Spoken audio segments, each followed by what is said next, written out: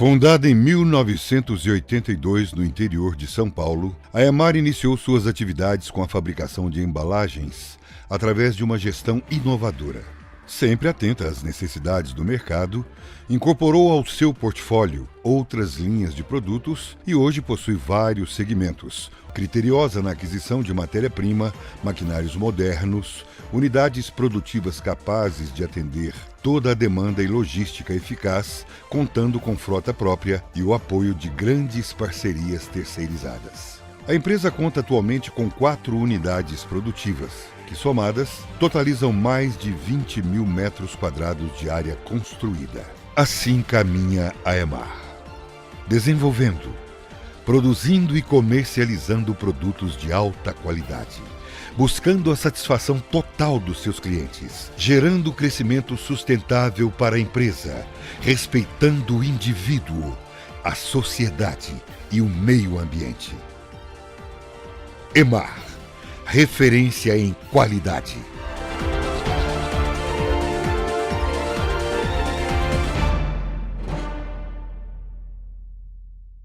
Olá você, onde quer que você esteja nos assistindo, seja pelo canal 7 da NET, seja pelas nossas mídias sociais ou ainda pelo nosso canal no YouTube, Programa Iris Decalaf, seja muito bem-vindo a mais uma edição do nosso programa.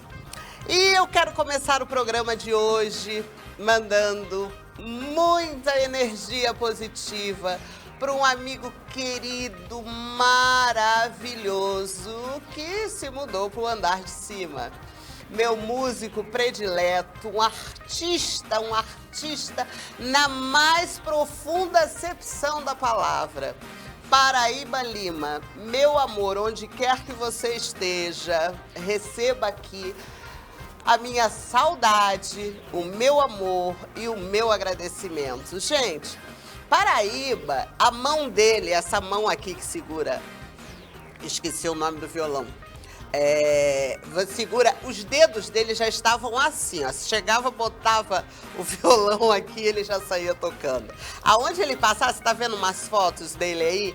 Por aonde ele passava, tinha sempre que deixar a marca dele. A gente está mostrando um vídeo que a gente nunca tinha feito essa música, Porto Solidão. E aí nós fomos cantar num barzinho aqui em Rio Preto. E não sei, querido, você sabe aquela coisa, né? Bebeu toda. Vamos fazer umas músicas assim que a gente não está acostumado a fazer. Vamos fazer Porto Solidão. Nós nunca fizemos. Olha, presta atenção no dedilhado, gente. E arremessando, tô trancado.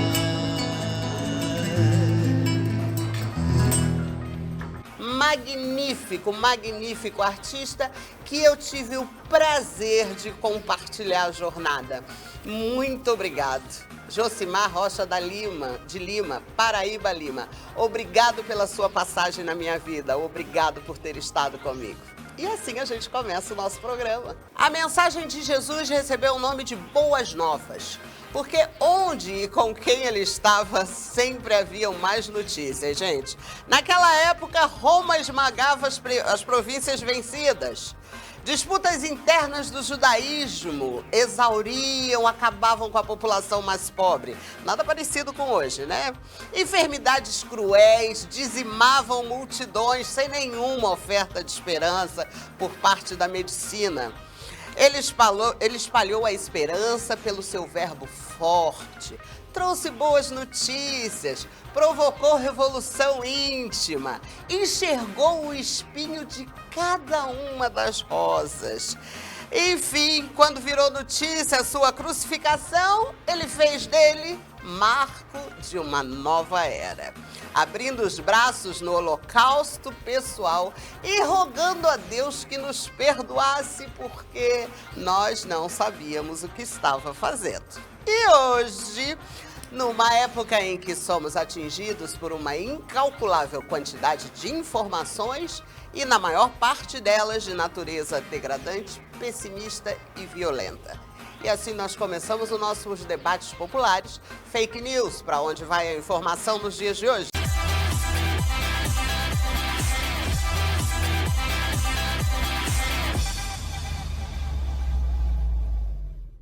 E para os debates populares, nós temos o prazer de receber hoje. Vamos fazer assim o nosso time, doutora Joelma Caparrós, Carlota Menezes. E a gente recebe a nossa colega, Thaís Celentano, Luiz Storino e o Marco Antônio dos Santos, do Diário. Obrigado pelo convite. Gente, notícias na TV, mídia digital, redes sociais e o consumidor meio inconsciente começa a consumir. Quem pega essa? Para onde a gente está indo, gente? Marcos está com o microfone, quem pega? Storino, Thaís, quem pega? Eu acho que todo mundo pega a notícia no fim das contas. Né?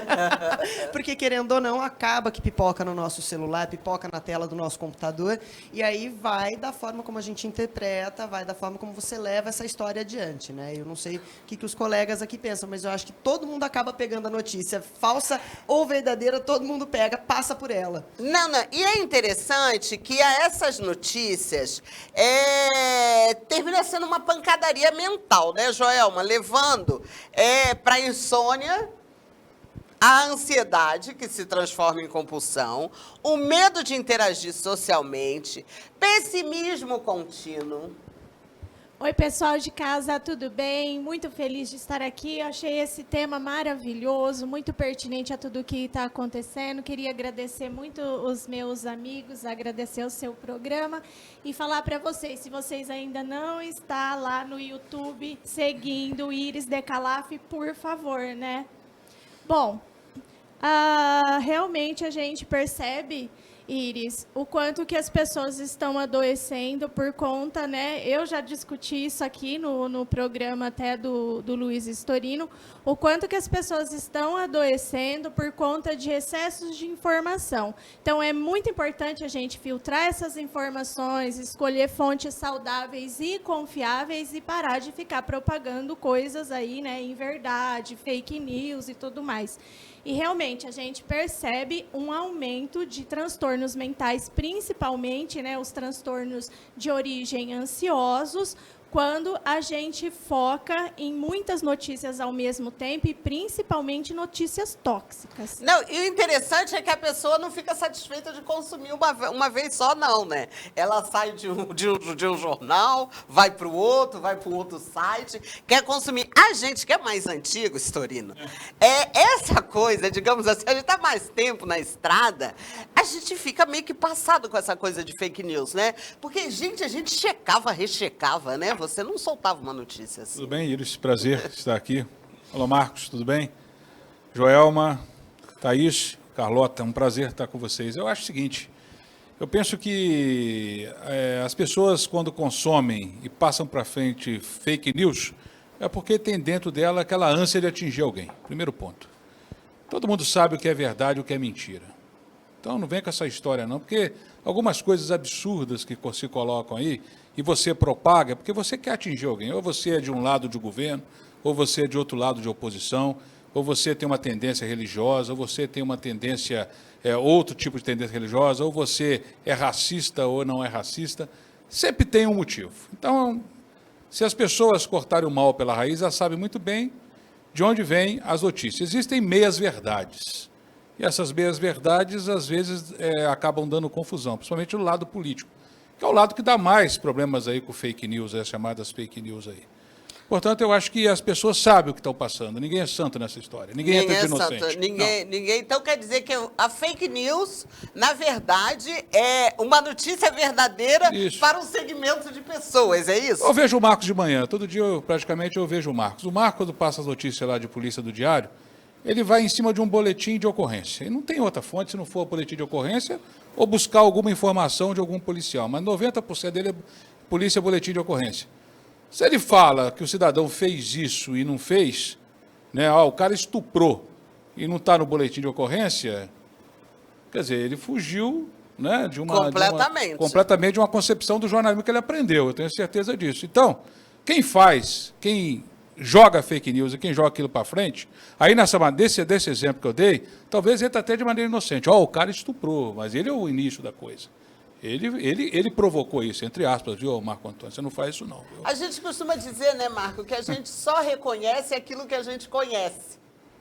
Então, se não está dentro de você, você não consegue nem reconhecer, não é isso, Marcos? Exatamente. Mas, ó, falando em fake news, a gente tem que lembrar uma coisa que é muito interessante. É a questão das redes sociais. Eu comecei a trabalhar como jornalista em 1989. Nessa época a gente não tinha rede social, a internet estava engatinhando. Mas últimos, por exemplo, 5 anos para cá, somente os grupos de WhatsApp, grupo de família, acho que todo mundo faz parte, todo mundo recebe aquelas coisas que a tia manda, que não tem como checar, a gente entra lá, tia, não é verdade, não é não sei o quê. E esse é o problema. Eu acho que boa parte do fake news que é produzido hoje não vem dos meios de comunicação oficial, vem de grupos aí, de rede social, principalmente WhatsApp ou um tempo atrás. Mas é o meio de disseminação das fake news, né? Inclusive, eu acho que tinha que ter uma legislação a respeito disso. Mas você coloca fake news como se fosse uma coisa nova. Não é nova fake news. Começou com a minha tia lá em Minas, que era uma fofoqueira de marca maior.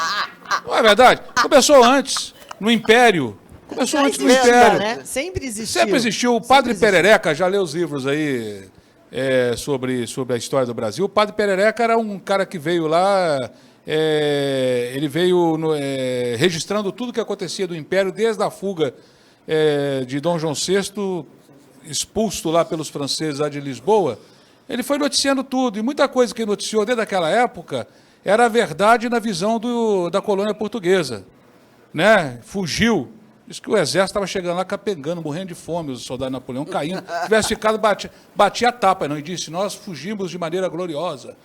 Então, o Padre Perereca, que era o cara que trouxe o acervo, que existe hoje no Rio de Janeiro, o Acervo Nacional de Portugal, foi um dos primeiros a soltar as fake news, que o tempo a coisa foi desmembrada. Então, fake news não é uma coisa agora. Tá, Storino, mas vamos dizer que arrebentou agora. Por causa, igual o Marcos disse, por causa das redes sociais. Arrebentou agora. Amplificou o negócio, né? Tanto é que hoje nós temos uma CPI no Congresso, temos um inquérito andando também no Supremo Tribunal Federal, né, o ministro Alexandre Moraes, porque elas trazem também muito prejuízo para a população. Temos também a questão da política. Esse ano, inclusive, temos eleições municipais e há, inclusive, essa preocupação do TSE de punir as fake news, que isso pode mudar o resultado de uma eleição, prejudicar uma candidatura certa. Então, é isso que nós temos que tomar muito cuidado. O fake news, a gente até acaba dando risada, mas, por outro lado, traz um prejuízo muito grande. Por exemplo, na questão do coronavírus, começaram a disseminar, falar que uma coisa faz bem, outra coisa faz mal, e isso eu acho que tem uma parcela no número de mortos e contaminados que nós temos hoje. Nós vamos fazer o seguinte, nós vamos fazer um intervalo, eu estou com essa aqui, nós vamos fazer um intervalo e voltamos, e a gente continua por aqui, é fake news e para onde nós estamos indo, qual é o futuro, qual é o minuto que a gente vai dar um basta. Voltamos. Bateu aquela fome, queijo derretendo, napolitana, mussarela, calabresa, mexicana, baiana. Tá esperando o quê? Ligue, venha retirar. Peça para entregar. 3512-2399. Não deixe de pedir a sua pizza no Ponto da Pizza, a mais gostosa de Rio Preto. 3512-2399. Na Avenida Danilo Galeazzi, 1589, ao lado da Caixa Econômica. De volta, eu estou recebendo essas pessoas maravilhosas. Hoje é sempre um prazer a gente poder compartilhar com colegas de profissão. Thaís Celentano, Luiz Storino, Marco Antônio. Gente, aí mídias sociais, né? A gente estava falando antes da ida. Carlota Menezes, especialista, 100 mil seguidores. Olha a facilidade da Carlota para disseminar um fake news. Meu Deus, de novo, muito obrigada, Thaís. Nada, te amo. Gente, amo vocês. Olha, essa questão de formação e informação, a gente até comecei a falar para vocês. Existe a formação onde todas as notícias que chegam são passadas e são estudadas por profissionais, principalmente os cientistas, todas as pessoas que têm uma base para repercutir um assunto e uma ideia que seja realmente profissional. Então, a formação vem aí. Essa notícia vem de uma base legal. Agora, a partir do momento que nós somos bombardeados por informações, é que fica difícil de a gente controlar. Aí chega na questão da fake news. Porque, justamente, ninguém tem a mínima ideia se é verdade ou não. Porque as fontes, hoje, elas são infinitas. Como você falou, checa no Twitter, checa no Instagram, checa no YouTube, checa no Google. Então, a facilidade para as pessoas buscarem hoje informação está muito, muito à mão. Tá, não digo nem à mão, ao dedo. É um clique, ao né? dedo, né? Então, clica lá simplesmente. E, a partir desse momento, a pessoa já acha que ela é perita em alguma coisa. Inclusive, outro dia, eu estava conversando com uma senhora, ela falou assim para mim, ai, gente, hoje não precisa esse negócio de ir para a faculdade, estudar. Falei, gata, deixa eu te falar uma coisa. Se você ficar doente, tiver que fazer uma cirurgia, você vai para a mão de um médico que estudou anos de afinco, estudando ali, ou você vai para a mão de simplesmente uma pessoa que baixou todos os tutoriais no YouTube.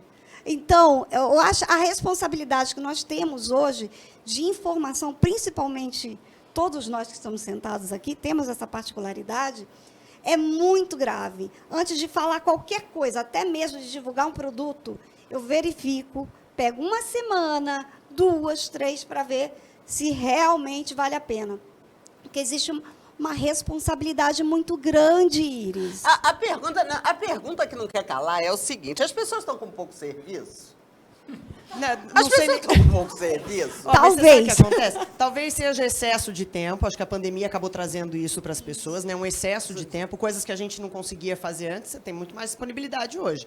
Você ficou com o tempo mais otimizado. Mas eu acho que o maior problema que a gente enfrenta é todo e qualquer indivíduo atrás de um celular com conexão com a internet que ele se sente dono da verdade e sai falando aquilo como se fosse a mais verdadeira e absoluta história. Então, me preocupa muito mais os disseminadores das informações do que propriamente dita um veículo de comunicação que faça uma fake news. Porque ele faz com o intuito de provocar também, Exatamente, né? Quando um com jornal massa. solta alguma coisa que é em verdade, ele está Verdade. soltando para provocar. A gente tem vários jornais aí que quanto mais prêmio sai sangue, aquelas histórias de fofoca de celebridade que, na maioria das vezes, não são verdades, mas ainda há consumidores para isso. Não tem jeito. Não, mas é impressionante a quantidade de consumidores para isso. Gente, tem alguma coisa errada. Porque você vê que são muito poucas pessoas que não consomem. Você vê muito mais gente consumindo. O que está de errado com a humanidade, gente? O povo está com pouco serviço. O povo não lê. O que acontece, pelo amor de Deus? A leitura Tem é preguiça totalmente escassa, né? Tanto é que num texto, até no WhatsApp, eles recebem um texto, assim, aqueles textões, né, que eles falam, eles leem a primeira frase e a última. O conteúdo em si não leu. Se perdeu. Então, aí ele joga. Às vezes a notícia nem é aquilo. Então, ele já transforma aquele negócio na ideia própria dele. Mas eu acho que tem os dois lados essa história toda.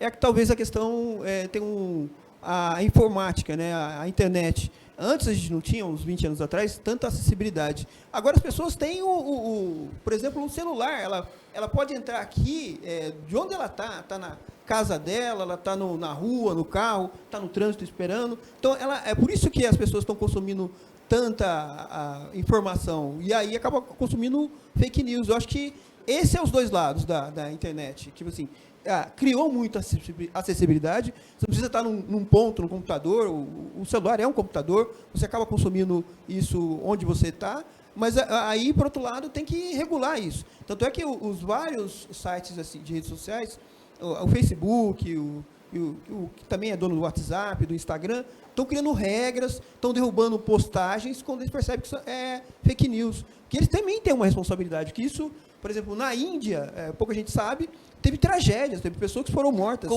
Baseado em fake news. Né? Teve uma história clássica de uma mulher em Santos, foi confundida com uma mulher que teria matado uma criança, e aí todo mundo matou essa mulher, e aí depois foi ver que não era verdade. Então, há uma responsabilidade da rede social, do Mark Zuckerberg, todo mundo que ganha dinheiro com isso. E a gente tem que trabalhar, principalmente como profissional de comunicação, em desfazer essas mentiras. E a gente meio que está voltando, né, gente, para aquela época das arenas, né, onde as pessoas, né, levantavam a mão, né, quando Cristo diz, aquele que não tem pecado que atire a primeira pedra, tá todo mundo com pecado, né, e tá todo mundo querendo pegar o próximo assim e sentar a porrada, né. Tá todo mundo assim, em estado de nervos, né, dona Joelma? Os nossos depósitos mentais, eu acho que já tá no limite da capacidade de absorver mais alguma coisa, gente. Acho que a gente já vive nisso, viu, desde criança. Eu me lembro, quando eu tinha 10 anos de idade, eu assistia a TV Tupi de São Paulo, e um certo dia a Dercy Gonçalves fez uma matéria lá no programa dela, que é de grande audiência, e naquela época eram 3 ou 4 televisões que existiam no Brasil, e pouca gente tinha televisão naquela época, tinha o televizinho principalmente, e na época dizia o seguinte, eu tinha 10 anos de idade, olha como é que são as coisas, o mundo vai virar uma bola de fogo e todos vão morrer. Você imagina você com 10 anos de idade, ouvindo aquela coisa lá na televisão, isso naquela época, em 1970, 1971, mais ou menos isso. E você fazia contas a partir daquele dia. Poxa, quando eu tiver 40 anos de idade, eu vou estar morto. Como fizeram com o ano 2000. 2000 não passarás, Verdade. porque é bíblico e não tem nada disso na Bíblia, no livro de Apocalipse. Ignorância total. Orson Welles, na década de 40, ou antes, não me lembro bem, ele acabou simulando com toda a veracidade, através do rádio, nos Estados Unidos, a invasão de discos voadores. Foi tão perfeito como eram as telenovelas e também as telerádios, que as pessoas começaram a se suicidar, achando que os discos voadores estavam atacando os Estados Unidos naquela época. Aí você tem uma série de coisas. Eu queria só olhar para o lado jornalístico. Eu gosto muito de você repercutir a história, porque você, com a história, você entende, você vê o passado, entende o presente e vê o futuro. Sem história, você não consegue isso. Vamos lá, década de 70, por exemplo, década de 80, as 2 décadas aí. Você tinha os jornais, que eram em grande quantidade, meu pai era jornaleiro, então na minha casa eram 6, 7 jornais que chegavam por dia lá e a gente devorava todos eles. E eu comecei a estudar no jornalismo comparativo justamente a questão das manchetes. Fake news hoje é manchete eletrônica, porque naquela época você vendia jornal com manchetes. Eu, no jornal O Dia, certa vez, tinha no Rio de Janeiro um cidadão lá chamado Mão Branca. Mão Branca. Mão Branca era um grupo de exterminadores da polícia que matava bandidos e deixava uma luva branca em cima dos caras. Aham. O jornal O Dia, ele vendia cerca de 1 milhão de jornais por dia. Ninguém vendia isso no Brasil. Nem o Globo, nem o Jornal do Brasil, muito menos. E o que aconteceu naquela época? A manchete que vendeu mais jornais e precisou imprimir mais de 1 milhão era a seguinte: vestibular para o inferno, saiu o listão do Mão Branca. Então, naquele jornal, colocaram lá a lista de todos os bandidos que iriam morrer nos próximos dias. E todo mundo queria ler aquilo. Era assim que se vendia jornal. E hoje, e não era uma fake news? Era uma fake news. Era uma fake news. Como é que você vai fazer? Vai dar a relação de bandidos Bandido que vai morrer. E se não morrer, se não morreu? Não é? A história, então, isso aí é uma coisa que já vem há muito tempo. Voltamos à mesma história. A coisa foi amplificada, a coisa foi ampliada, a ressonância é maior, porque o jornal que a gente fazia é o seguinte: olha, o jornal do Marco, o Diário da Região, quantas pessoas lêem seu jornal? Eu nem sei se leio mais, se tem jornal, há tanto tempo que eu não apalpo mais um jornal, que já perdi até, né, caiu muito, né? Segundo falo, hoje chega, por exemplo, a Folha de São Paulo, o Estado de São Paulo, mais o Valor Econômico e mais um outro jornal desse aí, cabe dentro de uma peruazinha dessa da Fiat. Era uma carreta antigamente chegava em Rio Preto. Acabou. Né? Então, esses jornais, eles vendiam esse tipo de material. Eles vendiam esse tipo de coisa. Era emoção na manchete, né, Marco? Até hoje, mesmo o próprio Diário da Região, em 4 colunas, você abre uma manchete de cabo a rabo, você tem o interesse da notícia, né? Agora só que de maneira eletrônica, porque você tem hoje o que a gente chama o texto, deixa eu pensar aqui, tecnicamente, eu esqueci agora, quando você lê de cima para baixo, hipertexto. Não é isso? Bom, sobre a questão do jornal, hoje em dia, realmente, isso é verdade, há algumas pessoas que estão lendo menos o jornal impresso. Mas, por outro lado, o jornal, principalmente o diário, aqui em Rio Preto, está migrando muito para a internet, porque é onde as pessoas querem ler a notícia. Por exemplo, o senhor Storino falou que me assistiu... a questão que... Você me chamar de seu, você falou que você é da década de 80. Esses cabelos brancos seu aí, você não vem com essa conversa não, que você também está com a mesma calvície. Exato. E você como Essa eu vou guardar, e viu? você Seu como Estorino. cidadão de origem africana aparece mais seu cabeça branca aí, dá um contraste maior. Mas voltando ao caso, a questão da informação é isso. As pessoas querem saber a notícia a hora que acontece. Eu transmito a notícia, eu geralmente faço pela internet, pelo Facebook. Por exemplo, tem o assalto do Walmart, muita gente comentou, aconteceu em Rio Preto em 2016. A gente ficou transmitindo lá, foi o primeiro grande evento que transmitimos ao vivo, mas porque as pessoas precisavam daquela informação naquele momento. Por exemplo, tem gente que está no shopping ali, no Plaza Avenida, queria saber se o parente estava lá, o outro estava dentro do supermercado. Eu acho que mudou um pouco. A gente tem essa história do jornal impresso, que ainda continua, temos assinantes, mas o jornal está mudando, como o UOL está mandando, a Folha de São Paulo, o Estadão, todo mundo está migrando para a internet, porque as pessoas precisam da informação em tempo E real. rápido, né? Em Rápido, tempo real. Né? velocidade. Rápido, porque às vezes você precisa até de tomar decisões em função de uma resposta. Mas até pegando o gancho do caso que ele citou, que foi a história do Walmart, ao mesmo tempo que a gente tinha as informações transmitidas pelos veículos de comunicação que estavam presentes, pipocavam pelo WhatsApp fotos e imagens de coisas que nem eram aqui Quem em Rio nunca, Preto, né? né?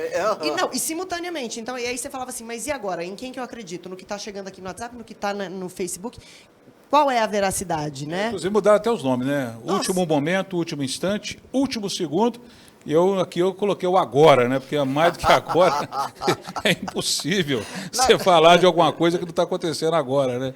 Nós vamos fazer o seguinte, nós vamos fazer o intervalo e na volta a gente quer falar de futuro. Para onde nós estamos indo? Alguma previsão vai sair daqui, gente. Um alento a gente precisa, né? Porque, por favor, e a doutora Joelma vai falar sobre os nossos depósitos mentais, que realmente está no limite, gente. Você quer falar agora, Joelma? Ou você não se conta? Ah, não. Ah, você quer fazer pergunta para eles? Ah, tá. Na volta, Errando, intervalo. minha amiga.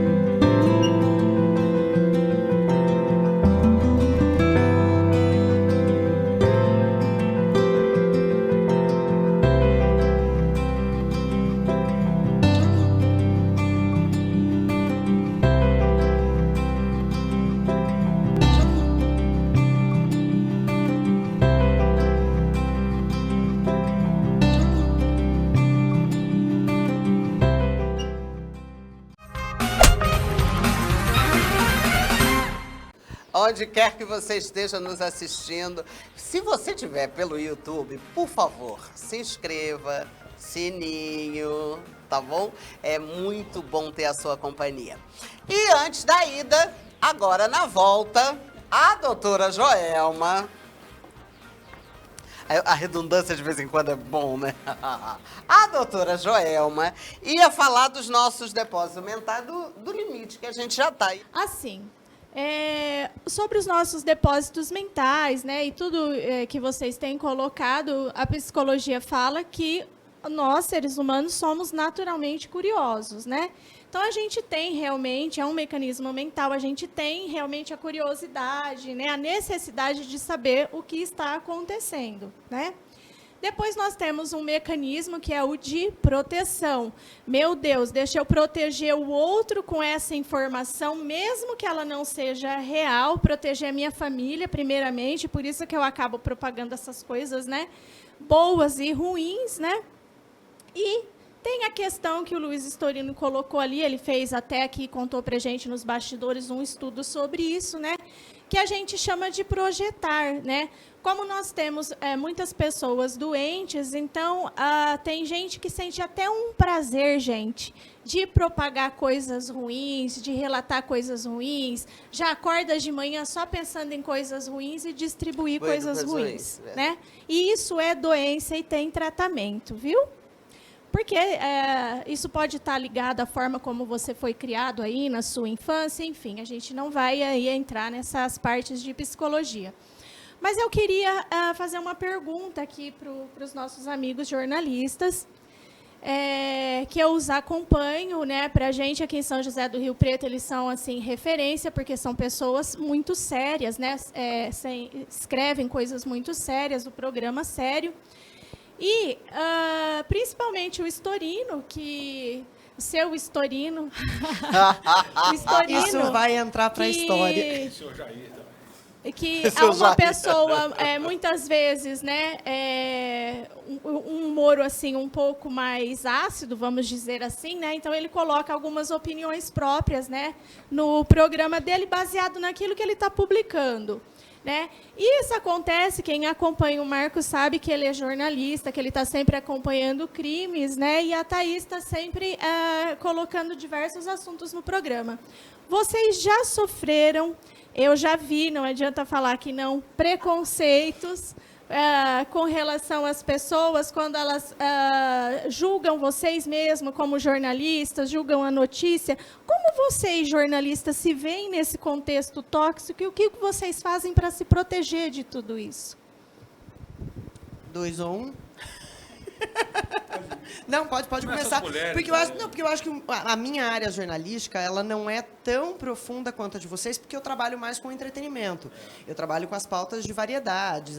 Eu não me mantenho tão focada nas notícias como eles precisam estar, porque eles fazem um jornalismo diário de noticiário, né? Eu não tenho essa característica, o meu programa não tem essa vertente.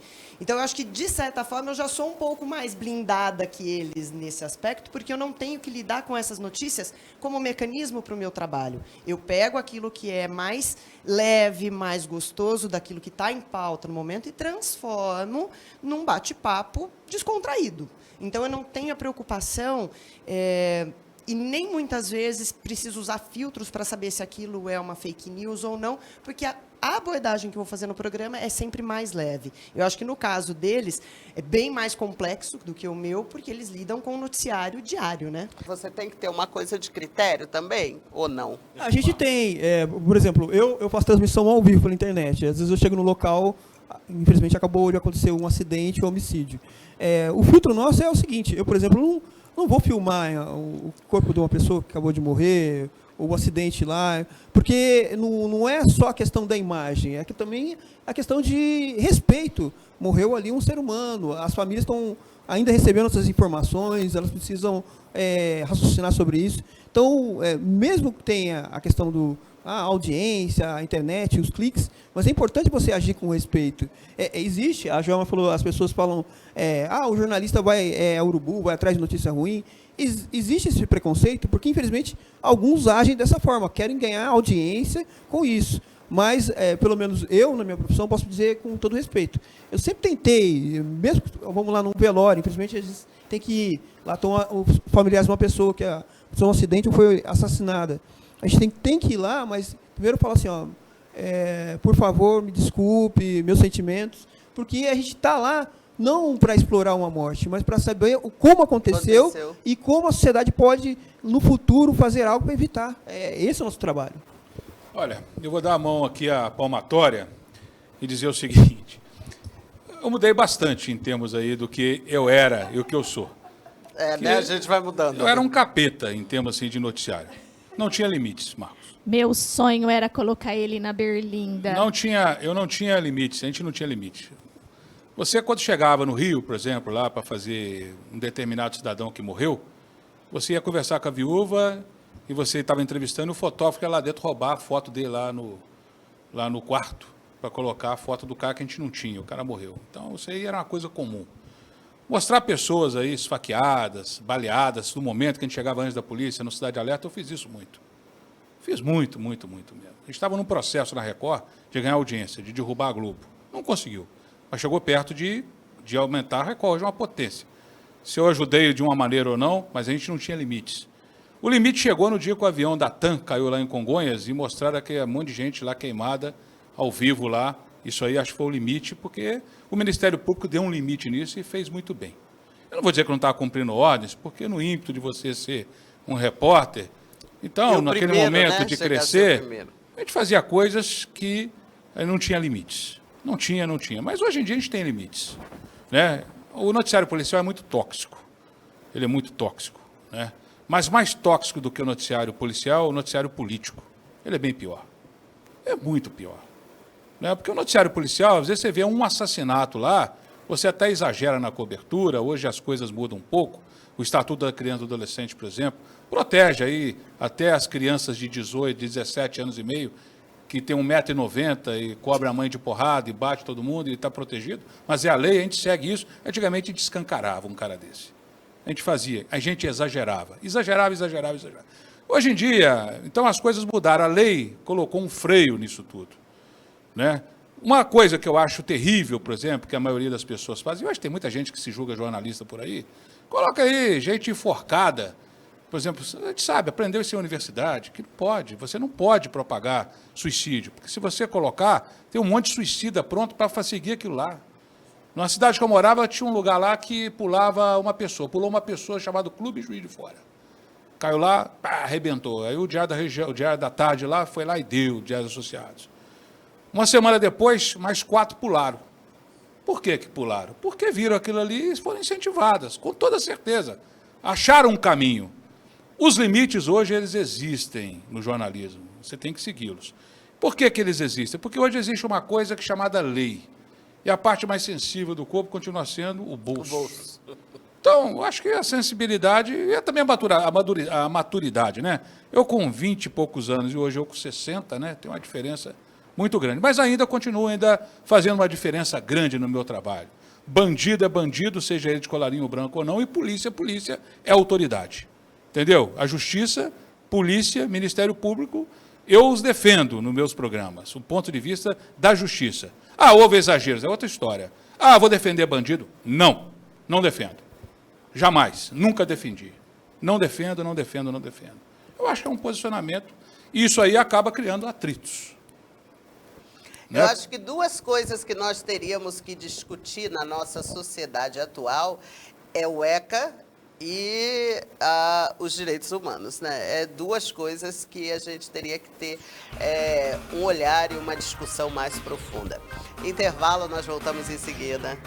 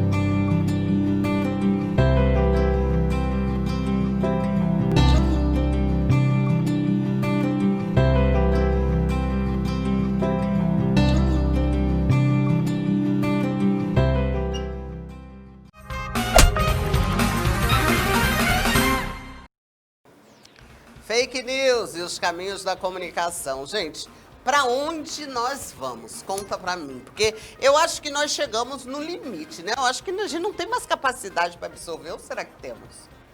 Ou será que o povo tem? Eu acho que capacidade até para absorver nós temos. O que está faltando é a capacidade de filtrar. Para onde nós vamos? Eu acho que aos poucos as coisas vão acabar se acomodando, Marcos, é isso? Eu acho que também tem umas coisas que eu acho engraçado, assim, por exemplo, um abre uma loja de açaí, todo mundo abre. Um abre um outro negócio de imagina, videoteca, vamos lá, coisa antiga. Aí todo mundo abre. Eu acho que o fake news talvez seja também uma questão de momento que a gente está vivendo hoje. É porque as pessoas também vão acabar abandonando aquele tipo de conteúdo que está vindo para a rede social. Nós não tínhamos o Orkut, que era o bambambam, depois morreu. O Facebook, a gente percebe que está dando esgotamento. Então, vai chegar um tempo que as pessoas vão parar de consumir esse tipo de coisa. Pelo menos, eu aposto nisso, né? Você, Carlota, você é especialista em mídias sociais. Fala pra gente. Olha, para onde a gente vai? De acordo com a leitura de alguns livros, eu acho que vai ser pior. Vão aumentar mais redes sociais, vão criar mais aplicativos. O algoritmo ele vai tomar uma proporção intensa. E até que o algoritmo, antigamente, eu falava algoritmo e as pessoas não sabiam o que eram.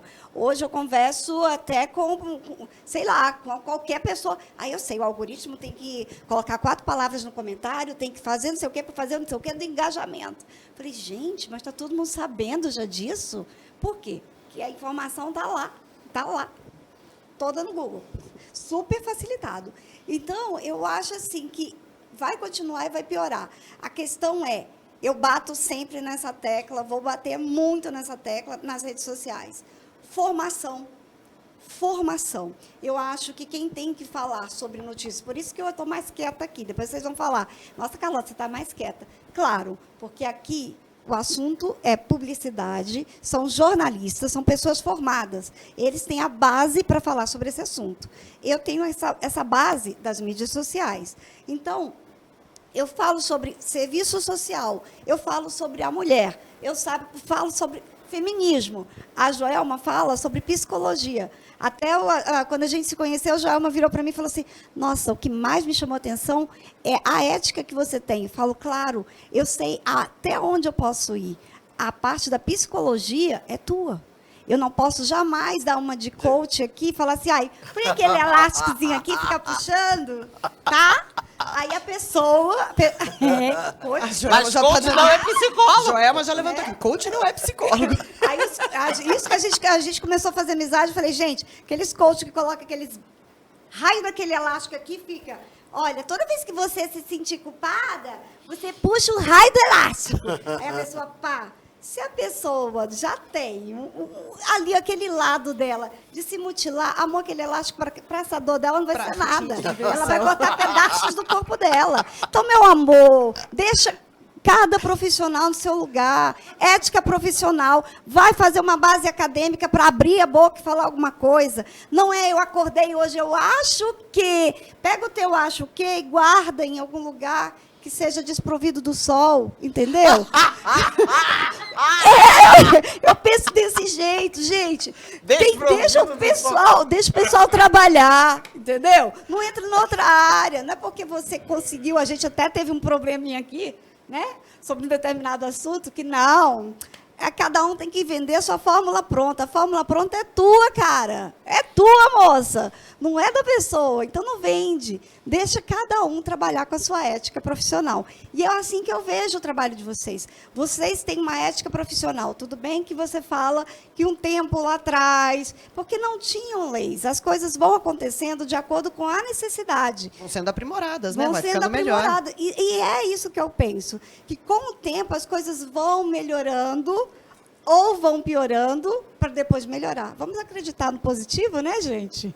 Mas você falou um negócio muito legal. Eu não sei a percepção de vocês com as redes sociais. Eu olho hoje, todo mundo virou especialista em autoajuda. Né? Todo influencer digital tem uma capacidade ímpar de ajudar o outro.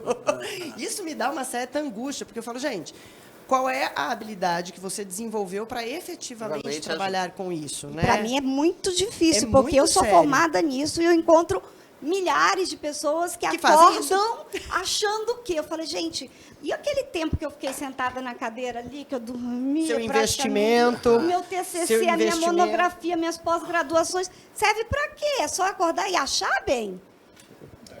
Mas como tem muita gente que se acha jornalista aí. Não é verdade? Aí que virou a história aí, né? Porque o cara fala assim, com todo respeito, ele fala assim, Principalmente hoje. outro dia eu gostei, foi dia do psicólogo, parabéns, viu, Joelma? Foi a semana passada, né?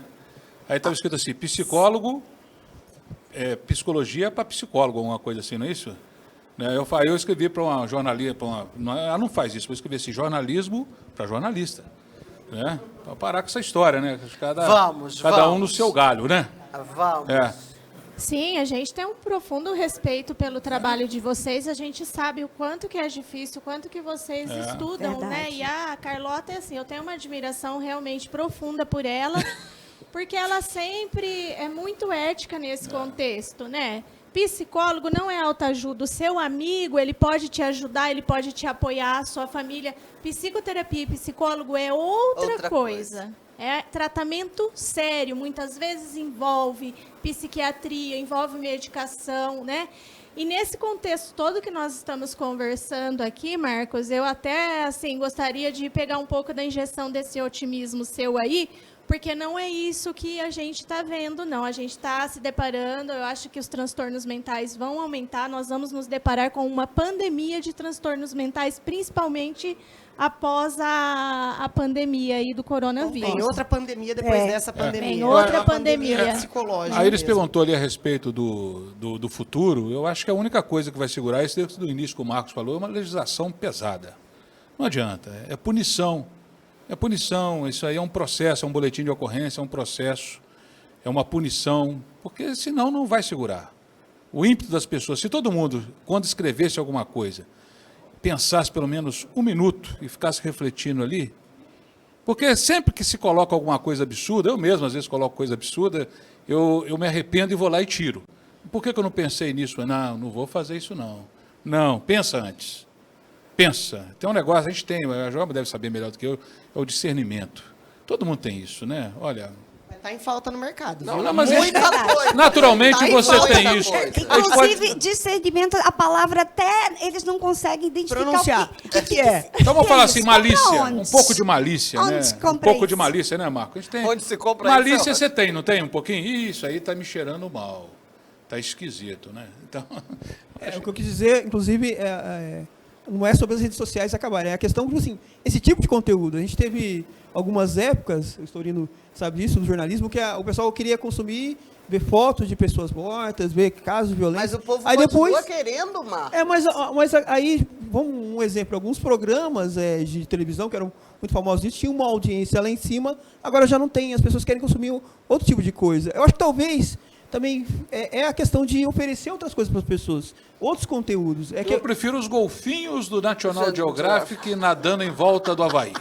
Olha, Eu não sei se você se lembra do caso da Eloá, lembro. que uma emissora passou 26 horas, né? Porque né, o dia de 24 horas foi pouco. Mas hoje Em essas termos- notícias ruins, elas vêm de graça. Antigamente se consumia, se pagava. Eu comprava o jornal, Pra principalmente ver, o Notícias verdade. Populares, para ver. E naquela época a gente chegou à conclusão. A pessoa quando... um amigo, não vou falar quem é o cara outro dia falou comigo assim, eu falei, e o nosso amigo fulano? Morreu, cara! Ele morreu! Fulano já morreu. Sabe, eu falei, mas cara, por que essa satisfação? Será que é aquilo que eu estudei antigamente? Igual a Joelma falou? Eu estou vivo, o cara se ferrou, foi embora. Eu olho assim, o o vizinho... pensamento antes dele do que eu, né? Aí o cara falava assim, olha aqui, ih, você viu aqui meu vizinho? Olha, foi morto com 4 tiros. Olha só, rapaz, 4 tiros. Ele não está sentindo nada, né? Tipo assim, ele se empatia foi... zero, né? Olha, na situação tão ruim entre eu e meu amigo, eu ainda estou na situação melhor que eu estou vivo. A palavrinha É igual você amor. faz hoje com a Covid, né? Eu ainda estou vivo. É a melhor coisa que tem, né? Mas é assim mesmo, é assim mesmo, e isso faz parte de nós, isso é algo natural do ser humano, né? Ainda bem que foi ele que não foi eu, né? Vocês às vezes assustam da forma como a gente fala isso, tão abertamente, assim, tão direto, mas é verdade, é por isso que a gente olha essas coisas. Instinto né? de sobrevivência É um também, instinto, né? É instintivo, faz parte da gente, né? Nós vamos fazer o seguinte, a Márcia já mostrou ali que acabou, né? Nossa. Não acabou o programa, acabou o bloco. Intervalo, voltamos em seguida.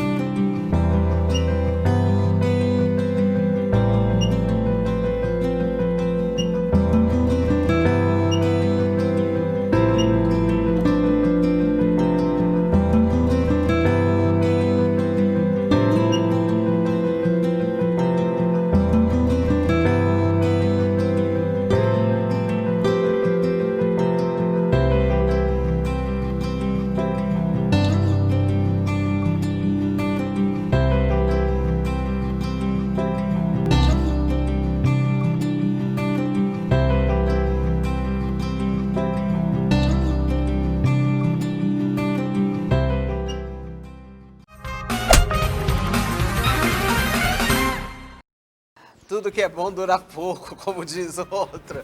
Gente, é muito gostoso fazer esse programa. E a gente vai passar o microfone para os nossos convidados, para eles aqui deixarem a esperança, manifestado a esperança no futuro. Porque nós somos movidos a isso, a esperança. É a esperança que nos move, que faz com que nós acordemos todos os dias, né? Obrigado, Marcos. As suas considerações e o seu voto para o futuro. Pelo amor de Deus, vamos ser otimistas. Exato. Muito obrigado pelo convite, né? O convite feito também pela Joelma, em participar desse programa. Né? Eu acredito que no futuro a gente vai conseguir passar essa fase com mais notícias boas. Eu acho que é o momento que vivemos, a pandemia. Muita coisa está sendo multiplicado em sentimentos e outras coisas. Vamos ver se no futuro a gente consegue passar essa fase de forma positiva. Joelma, querida. Claro, né? Mais uma vez a gente agradece essa energia maravilhosa, essas pessoas aqui incríveis que eu tenho muito carinho, admiração e consideração. Não vão esquecer de visitar o YouTube. Olha o sininho dela, hein? Iris Decalaf. E eu quero deixar uma mensagem para você em casa. Você quer um mundo melhor para você, para o seu filho, para a sua família? Comece a ser melhor para você mesmo. Sabe, comece acreditando em você, comece acreditando no seu potencial, comece acreditando na sua mudança interior. Porque quando você descobrir o quanto isso é bom, o quanto isso é libertador, tudo ao seu redor irá melhorar, com certeza. Um abraço e até semana que vem. Thaís. Oh, coisa boa. Muito obrigada, Iris, pelo convite de compartilhar esse bate-papo com vocês. Todo mundo aqui é gente do bem, gente que acredita em coisas melhores que virão. E eu acho que é acreditar sempre que coisas melhores virão. A partir do momento que você acorda e deseja um dia lindo, maravilhoso, a probabilidade dele ser melhor é muito boa. Diferente de você acordar achando que o dia vai ser ruim, vai ser triste, vai ser penoso. Então, olhe sempre para as coisas boas da vida, para o lado bom da vida, porque aí a gente consegue compartilhar momentos como esse aqui e só tirar proveito. Obrigada mesmo, um carinho imenso por vocês. Storino. Iris, muito obrigado pelo convite. Acho que começamos bem a semana com um programa desse aí, um debate super interessante. Apenas eu acho o seguinte, olha, com relação ao futuro, eu acho que desde quando eu nasci, eu nunca vi esse país sem crise. Eu morei numa cidade, morava do lado do quartel da 4ª Região Militar, onde começou a bendita Revolução. Vi isso tudo, pequeno. Depois a gente foi vendo planos, crises econômicas, pandemias, epidemias, corrupção, o diabo a quatro. Olha, quem chega hoje aos 60 anos de idade, que só tinha penicilina para sobreviver com a pneumonia em 59, e ver a Covid, eu acho só tomar cuidado que coisas piores já aconteceram. Quem já passou por isso tudo não vai ser uma Covid que vai derrubar nosso país, nosso mundo. Verdade. Obrigado, uma ótima semana. Carlota Menezes. Meus amores, é um prazer, né? Maravilhoso começar a semana desse jeito, meus amores. E olha, ele ri. Fica quieto, inferno. Aí, na hora que eu vou falar, a pessoa fica rindo. Parece até que eu não sou uma Gente, você pessoa tá séria. pegando o pezinho da Carlotinha, gente? Dá Aí, uma pegadinha no pezinho ele dela. mesmo falou pra mim que meu pezinho tem que ficar assim, porque é mais charmoso, né, amigo? A gente é amigo. Então... Especialista em pé. Não, agora é sério. Gente, nada vai mudar se você não mudar. Pegando o gancho de todo mundo. O teu entorno só vai mudar quando você olhar para você mesmo e analisar se vale a pena olhar essas notícias todas que a gente jogou aqui para vocês, que acontece no dia a dia, que aparece, brota no teu WhatsApp. É você que vai decidir. O copo de veneno está ali. Você toma se você quiser. Você coloca dentro do teu corpo se você quiser. Você espalha se você quiser. Então, nós somos inteiramente responsáveis por cada atitude que nós tomamos. E ele tem toda a razão. As pandemias vão vir. As coisas vão acontecer. Já aconteceram 1000 coisas. O que tem que mudar não é o nosso em volta. É como nós encaramos essas coisas. Tá bom? E até a próxima semana. Não esquece, tá no YouTube? O que é que tem que fazer? A gente já ensinou. Clica aí em se inscrever. Senta o pé aí no sininho, tá? E siga a gente em todas as redes sociais. Até a próxima, gente. Programa Iris Decalaf. Eu quero convidar você a ser uma boa notícia para alguém. Seja você uma boa notícia para alguém.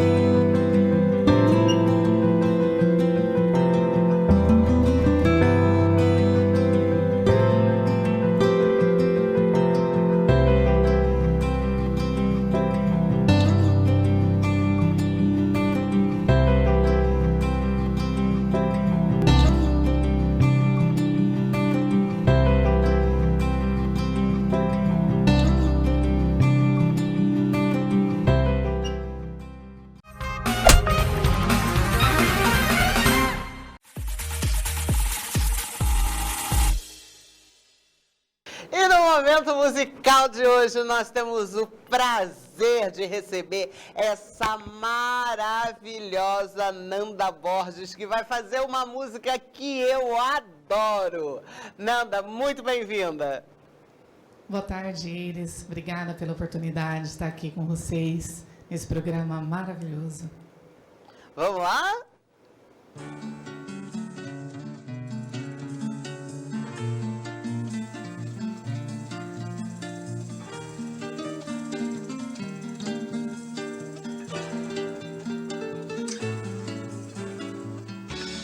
Vim tanta areia, andei na lua cheia, eu sei, uma saudade imensa. Vagando em verso eu vim, vestido de cetim, na mão direita rosas vão levar.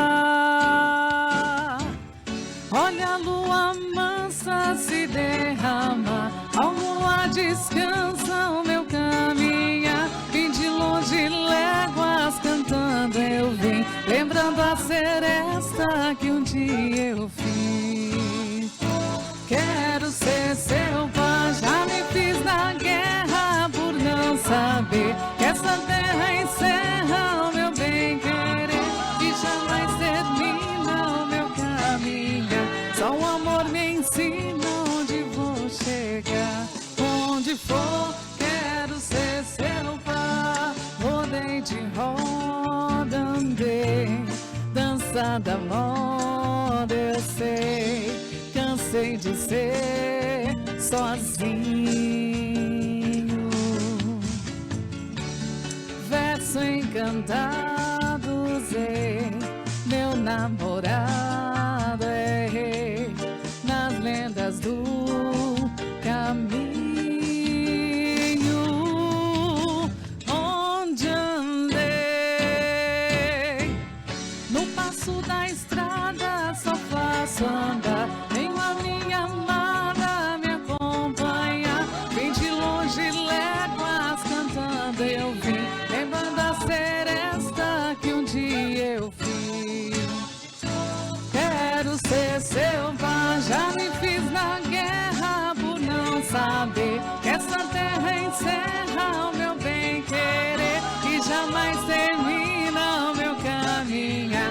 Só o amor me ensina onde vou chegar.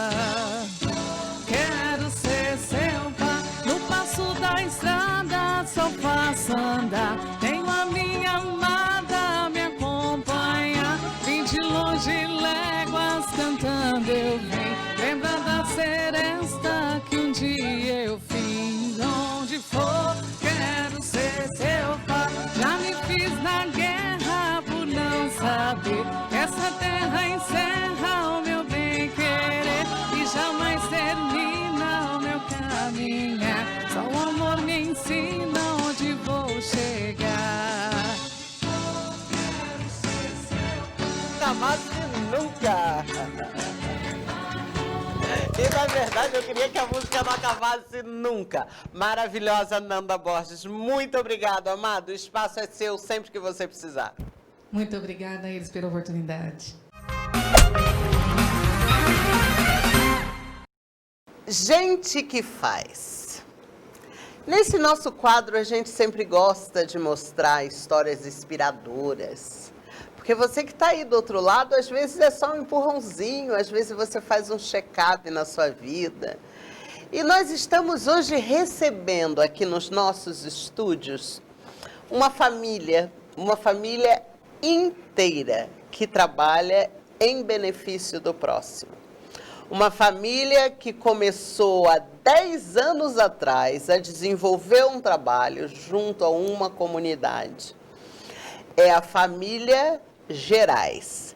A família Gerais que fundou a Fraterna, e nós vamos conhecer hoje um pouco da história do que faz a Fraterna, porque a família Gerais é gente que faz.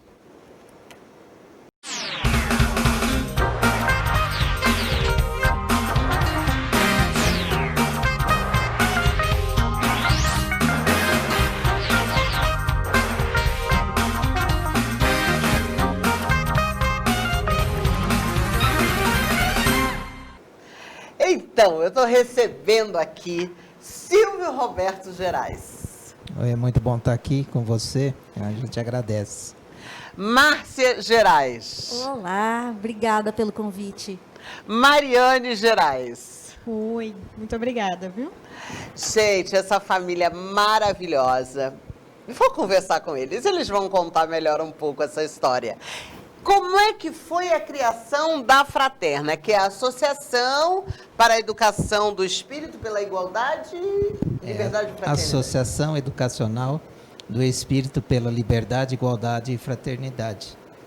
A Fraterna, há 10 anos atrás, um grupo de amigos, né, resolveu então, que fazíamos parte de uma outra instituição, resolvemos sair e assim fomos fundar a Fraterna, fundamos a Fraterna. Nessas fotos que a gente está vendo aí, né? A Sim, primeira sim, sede. isso mesmo. Aquela casinha pequenininha nós alugamos e daí começou-se o trabalho. E graças a Deus, há 2 anos já estamos na nova sede. Quais são os trabalhos desenvolvidos pela Fraterna?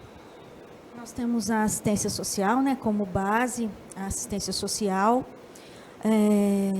Atendemos, em média, umas 40 famílias, com a distribuição de cestas básicas.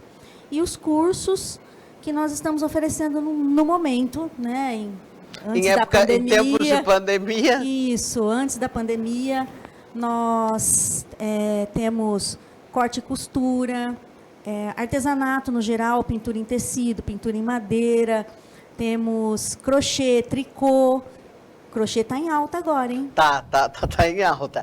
Agora vamos voltar um bocadinho. Gente, como é que vocês se juntaram? Vocês estão casados há quanto tempo? 30 anos de casados. 30 anos. Como é que vocês se juntaram? Porque é assim, normalmente uma pessoa, né, trabalha, faz o bem, aquela coisa toda. Agora, quando você vê uma família inteira envolvida, por que eu tô falando uma família? Porque aqui tá a sua filha, né? A gente vai ver um vídeo do seu filho que não pôde estar aqui, sim, o Marcos, e todos focados realmente nessa coisa da ajuda do bem. Como é que começou, gente? Quem conta? Nós nos conhecemos na Casa Espírita, meus pais e os pais do Silvio, né, frequentando a mesma casa. Na verdade, primeiro os pais do Silvio, a família dele, né, ele e os irmãos frequentavam uma casa aqui em São José do Rio Preto. Logo em seguida chegamos eu, minha mãe, meu pai, meus irmãos, e nos conhecemos na Mocidade Espírita, nos apaixonamos, nos casamos, tivemos nossos filhos que são criados da doutrina, né, dentro da doutrina, e nós tivemos a felicidade deles estarem sempre junto de nós. E aí, por que eu estou falando isso? Porque está aqui a Mariane, que é o fruto dessa história, e você já é encarregada da Mocidade, é isso? Sim, eu e o meu irmão, a gente comanda a Mocidade ali, né? A gente cuida dos nossos jovens que vão lá frequentar a Fraterna. E isso vem desde pequeno, né? Com a minha mãe, que cuidou da evangelização das crianças por muito tempo, meu pai com os estudos, então a gente tomou a frente da Mocidade e torcemos para dar certo. Com certeza dá certo. Agora, o que eu queria que vocês acompanhassem comigo é o testemunho de uma das pessoas que estavam lá naquele começo, naquela casinha. Nós vamos ver um vídeo do Pedro. Paulo. Então, eu vou focar aí rapidamente em alguns momentos lá da época da fundação do projeto, quando nós decidimos manter o grupo unido e fundar uma nova casa. Esse foi um momento marcante. Depois fomos procurar a casa. Aí eu, o Silvio e a Lucy fomos no Residencial Rio Preto, vimos algumas casas, e quando nós chegamos naquela casa onde o projeto funcionou por muitos anos, nós sentimos uma emoção muito forte, tivemos a certeza que ali era para começar o projeto. Fizemos a reforma, uma data marcante também foi a escolha do nome da Fraterna. Nós fizemos uma reunião na casa da Maria do Carmo, com o Paçoca, a Silvia, o Silvio, a Márcia, eu, a Jane, o Miguel, enfim, outros amigos que estavam presentes, e quando surgiu a sugestão desse nome Fraterna, todos concordaram por unanimidade que realmente era um nome que tinha tudo a ver com o projeto, né? Nos baseamos um pouco no ideal da Revolução Francesa, de liberdade, igualdade e fraternidade, que é um ideal lindo, A data escolhida em homenagem ao professor Eurípides Barçanufo, uma expansão do Colégio Allan Kardec. Quando essa expansão do Colégio Allan Kardec completava 100 anos, nós fundamos a Fraterna, então, em homenagem ao professor Eurípides Barçanufo. Depois, o primeiro trabalho mediúnico foi muito emocionante. Depois, o desenvolvimento da Camerata Beethoven, que nasceu dentro da Fraterna e depois foi caminhar com as suas próprias pernas. Então, foram muitos os momentos marcantes dentro do projeto. Muitos amigos importantes que nós reencontramos e outros novos que nós fizemos para sempre. E sempre que eu volto na Fraterna é uma grande emoção ver o quanto o projeto cresceu, ver o quanto que a Fraterna hoje evoluiu e o quanto que a fraternidade continua fazendo parte do dia a dia da Fraterna. Então, um grande abraço a todos vocês. Realmente foi uma grande honra para mim poder enviar esse vídeo e que Deus abençoe a todos nós. Nossa, mãe, não, o Paulo realmente, ele tá desde o começo, é isso? Ele ainda tá com vocês? Não, o Paulo não. Ele começou quando fazia parte do grupo de amigos. Ele, por sinal, foi o primeiro presidente da associação. Mas depois, por trabalho e coisa e tal, acabou se desligando. Hoje ele não mais faz parte. Mas ele está sempre lá, faz, nos visita, faz as palestras, então está sempre em contato com a gente. E corroborando o que o Paulo falou, nós vamos escutar a Evanilde. Parabéns, Fraterna. Já são 10 anos desde a fundação, com muito amor, com muita dedicação envolvidos. E queremos dizer da nossa gratidão, do nosso reconhecimento à equipe espiritual que nos ampara nessa missão. Queremos também que recebam a nossa gratidão todos os nossos amigos encarnados, aqueles que foram se achegando e somando o seu empenho, a sua dedicação para que a Fraterna se consolidasse. Alguns desses amigos não mais estão conosco, pois a vida às vezes nos leva para caminhos outros, mas que todos recebam igualmente o nosso carinho e a nossa gratidão. E a Fraterna nos traz um legado muito valioso, que é o entendimento do que seja a fraternidade. E como sempre dizemos, e vamos agora repetir, que a nossa casa fraterna seja sempre como um ponto de luz no espaço, acolhendo, amparando, iluminando todos que se achegarem. Parabéns, Fraterna, e gratidão sempre. Gente, que é gostoso demais, ela tem uma vozinha tão mansa, né? Ai, a Ivanilde, a família da Ivanilde, o Milter, né, o esposo, os filhos, a neta, a nora, sempre estiveram conosco, assim como tantas famílias que nos ajudaram e sempre nos auxiliam. Nós temos inúmeras famílias que nos auxiliam lá na Fraterna, inúmeras. Qual é a dificuldade, Silvio, que você diria assim, que a gente encontra? Quando eu falo a gente, é todas as pessoas do bem, né? Todas as pessoas que se propõem a ajudar o próximo a fazer alguma coisa, de alguma maneira tem sempre alguns empecilhos, né? Vocês não têm o problema da família, né? Porque a família tá todo mundo junto no mesmo pacote, né? Mas afora isso, o que você colocaria? Essa questão que você falou da família sempre é um ponto, vamos dizer assim, a nosso favor, porque a família inteira está reunida e, né, ela comunga da mesma religião.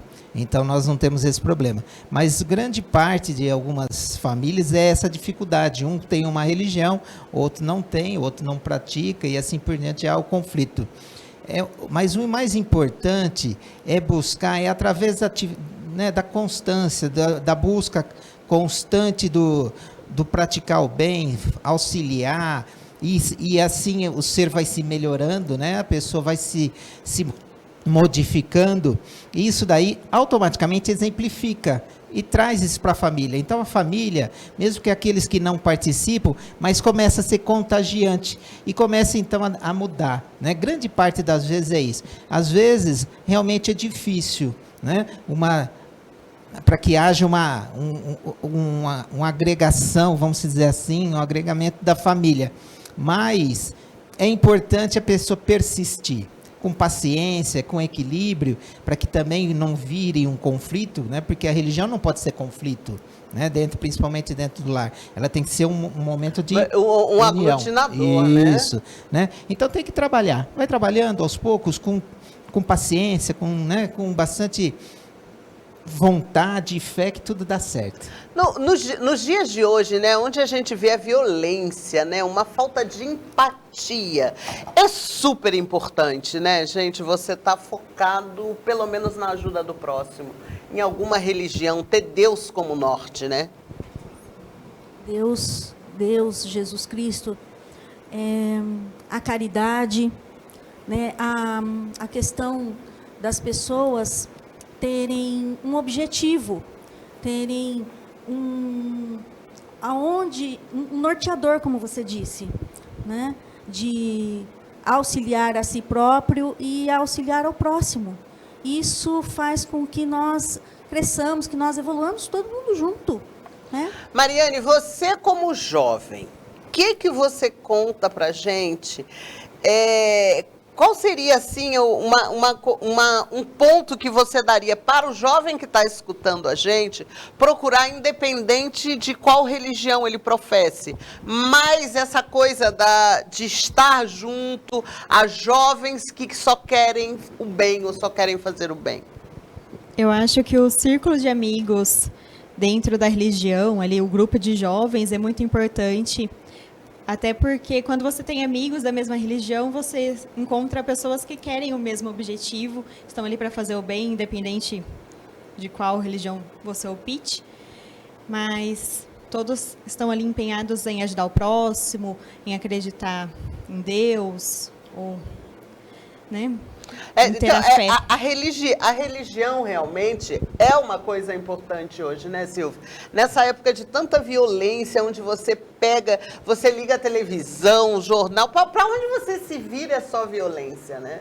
Sim, a religião, né, independente do que seja, porque toda a religião, na verdade, é só uma maneira de se ligar, né, ao ser superior ao Pai, né? A Deus. Religar, isso, né? religar. Então é o ser se religando a Deus.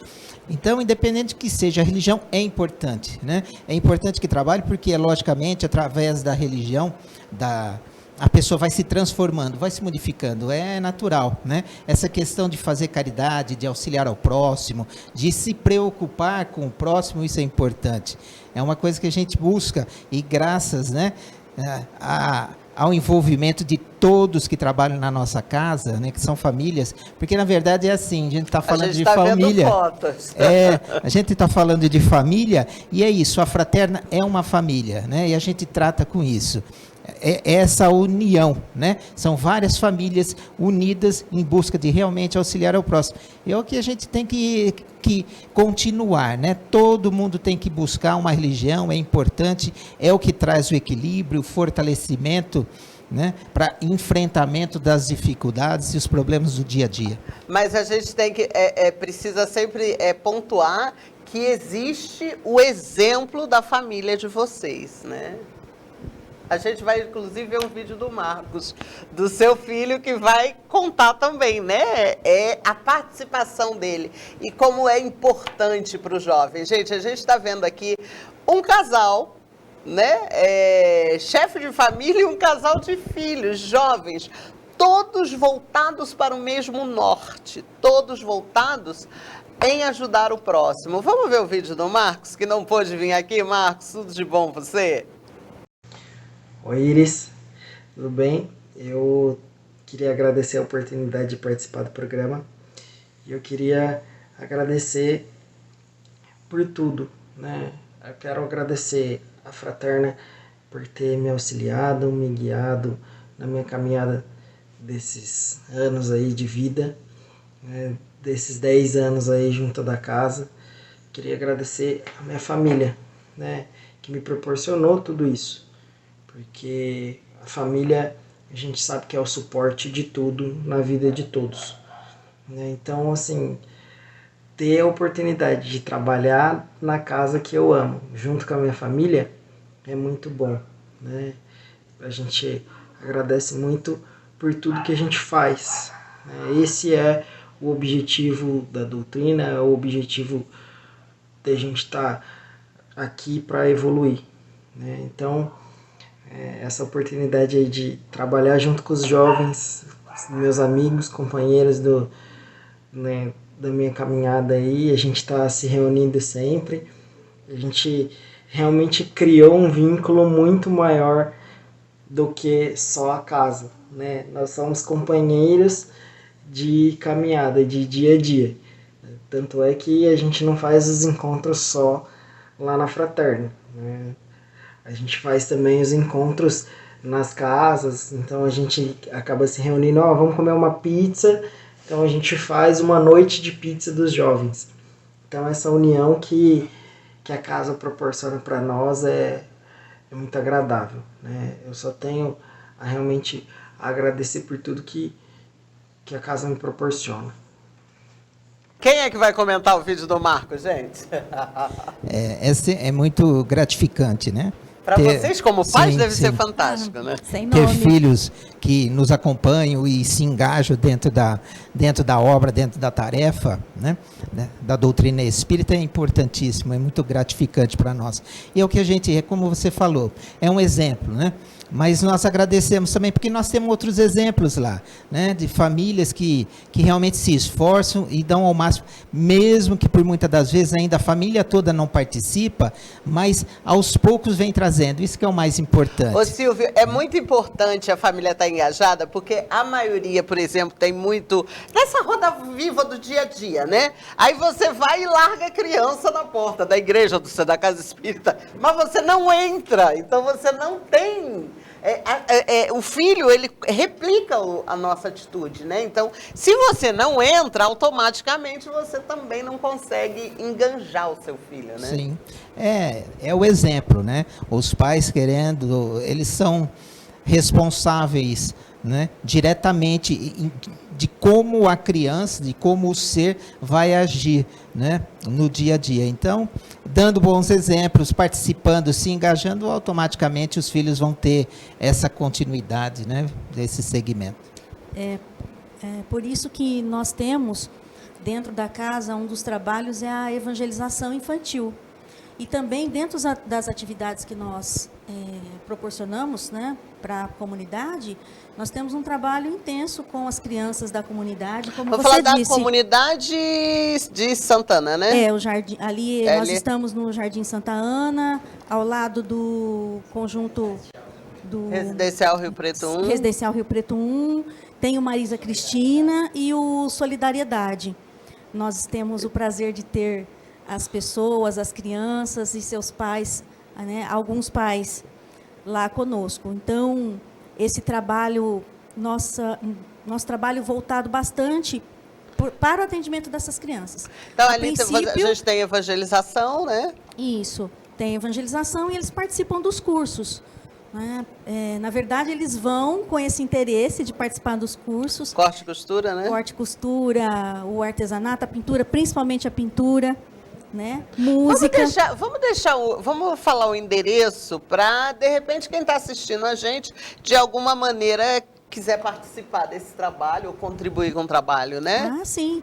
Nós estamos na Rua José Castilho, número 781, Jardim Santa Ana. Nós temos o Instagram, que é Fraterna _ e temos no Face, nossa página no Face. Mariane, e temos isso site. Coisa para Mariane, né? Mariane fala. Isso aí é coisa de jovem. O Instagram da Fraterna é Fraterna Associação Espírita e o Facebook Casa Fraterna. Olha só, você pensou que jovem sabe mais. Olha que a mãe tá dando de 10-0. Tudo confuso. Olha, gente, eu acho que o importante, a mensagem realmente que passa, é que independente da sua religião, porque eu costumo dizer que a religião é como o idioma. Tem gente que fala português, tem gente que fala inglês, tem gente que fala espanhol. Independente da sua religião, você realmente precisa pensar em apresentar Deus para os seus pimpolhos, para os seus filhos, porque é da sementinha que vai. É do seu lar que vai sair um presidente, alguém que vai impactar diretamente na vida de cada um de nós. E é essa base, é esse alicerce que a gente precisa que seja bem construída. E a gente fica muito feliz em poder apresentar para você essa família inteira que faz parte, com elas agregados outras famílias, né, que fazem parte desse trabalho, que não é só de caridade, mas é também de educação do espírito, né? Sim, é a importância de educar o espírito, né? Nos educarmos. É porque nós somos pessoas holísticas, né? Nós somos a coisa inteira, né? Cabeça, corpo e mente, Sim. né? Somos um ser integral, né? Ser integral, exatamente. Ser integral. E precisamos cuidar com muito cuidado do nosso corpo, que é um presente de Deus, e precisamos cuidar muito do nosso lado moral, espiritual, né? Porque isso é que traz equilíbrio para a vida. E é isso que a gente está precisando, gente. A gente está precisando de equilíbrio nessa vida. A cada dia que passa, a coisa está tão, né? Então, Silvio, qual é a mensagem que você deixa? A mensagem que eu deixo... Antes de você passar para a sua mensagem, vamos assistir o vídeo da Maria do Carmo, que é minha amiga pessoal, inclusive. A fraterna. Fraterna na vida da Maria do Carmo. A fraterna, lá em 2010, eu fui convidada a participar, ajudar a fundar uma casa espírita. Eu assustei de início porque achei que era muito compromisso. Mas aceitei, arregaçamos a manga e começamos a trabalhar. E aí, em pouco tempo, eu percebi que o convite era outro, era uma mudança. Mudança minha, uma mudança íntima. Eu vi que o convite era uma bênção. Então é isso, a fraterna na vida da Maria do Carmo, uma bênção. Uma mudança, uma transformação. É compromisso, é responsabilidade, mas é gratidão pela oportunidade, pelo aprendizado. Mas a fraterna é uma casa abençoada, acolhedora, onde reencontrei a minha segunda família, família que o Papai do Céu me proporcionou, nos deu a oportunidade de nos encontrar novamente. Obrigada, fraterna. Vocês estão vendo, gente? É um depoimento de uma pessoa que começou lá do começo junto com vocês, né? Sim, e aí a gente aproveita o gancho e já deixa a mensagem para quem está assistindo a gente. É muito gratificante ter pessoas assim, né? Tantos que começaram, que iniciaram, continuam, outros que vieram e estão aí junto conosco na batalha, na tarefa, porque somente com a união. Nós temos que entender isso, religião também é união. Nós não nos modificamos sozinhos, né? Nós precisamos estar em sociedade, então precisamos saber conviver, ter a paciência, a tolerância, para que as pessoas também passem a ter tolerância com a gente, com as nossas imperfeições. Nós estamos aqui para progredir espiritualmente, na condição intelectual e moral, né? Nós temos que nos transformar, e é somente assim, na união, no convívio e no trabalho, né? Unidos, e graças a Deus nós temos isso na nossa casa fraterna, né? São as outras pessoas que nos ensinam, Com certeza. São as outras pessoas que fazem com que o nosso caminhar realmente possa dizer que é um caminhar ou não, né? Isso de mesmo. sucesso, né? É isso aí. Eu gostaria de convidar as pessoas, né? Aquelas que estão buscando, que desejam buscar um alento, um consolo, porque é isso que a doutrina espírita é, né? É consolo, é evangelização, é instrução. convidá-los a todos, quem quiser nos procurar, estamos à disposição. E também dizer que a Fraterna, como todas as casas beneficentes, necessitam de doações, né? Nós recebemos roupas, alimentos, material de limpeza, tá? Quem quiser nos procurar, nosso Face tem lá o nosso telefone. Mariane. Bom, eu deixo para que todos os jovens que queiram buscar uma religião, queiram formar amigos, que venham visitar a nossa mocidade, né? A evangelização também, que sempre forma pessoas de bem. É isso, gente. É isso que a gente faz, né? A gente mostra para você pessoas de bem, pessoas que querem fazer o bem.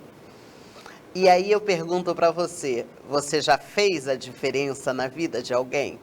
Você já fez a sua boa ação hoje? Sabe por quê? Dá tempo. Quem não vive para servir, não serve para viver. Muito obrigado pela sua companhia. A gente volta semana que vem. Até lá. Tchau.